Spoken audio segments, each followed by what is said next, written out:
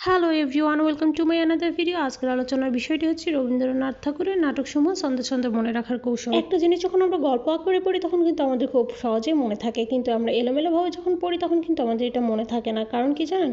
আপনি একটা জিনিস ভেবে দেখেন, আপনি যদি কোনো সিনেমা দেখে থাকেন তাহলে কি এটা মনে রাখা খুব সহজ হয়? হ্যাঁ, সত্যি ঠিক শুনেছেন, এরকমটা সহজ হয়। তো আসুন মূল আলোচনায় যাওয়া যাক।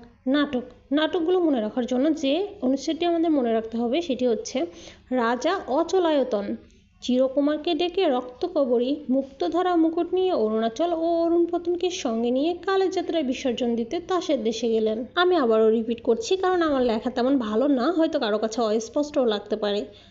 রাজা অচলায়তন চিরকুমারকে ডেকে রক্তকবরী মুক্তধারা মুকুট নিয়ে অরুণাচল ও অরুপর্তনকে সঙ্গে নিয়ে কালের যাত্রায় বিসর্জন দিতে তাসের দেশে গেলেন। ও হ্যাঁ, একটা কথা, সেটা হচ্ছে এখানে আন্ডারলাইন করা ওয়ার্ডগুলোই শুধুমাত্র হচ্ছে রবীন্দ্রনাথ ঠাকুরের নাটক। রবীন্দ্রনাথ ঠাকুরের নাটকগুলো কিন্তু কয়েকটা ক্যাটাগরিতে বিভক্ত।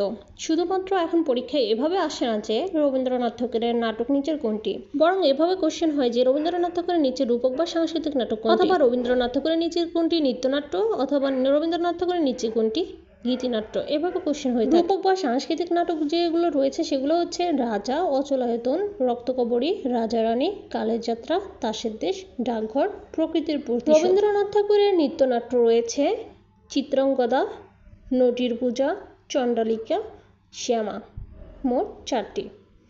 গীতিনাট্য রয়েছে বসন্ত, কালমৃগয়া। দেখতে দেখতে ভিডিওটা একদম লাস্ট পর্যায়ে চলে এসেছি। এরকম নিত্য নতুন আরও ভিডিও পেতে ওয়েব স্টাডি চ্যানেলের সঙ্গে থাকবেন। ধন্যবাদ। Thanks for watching.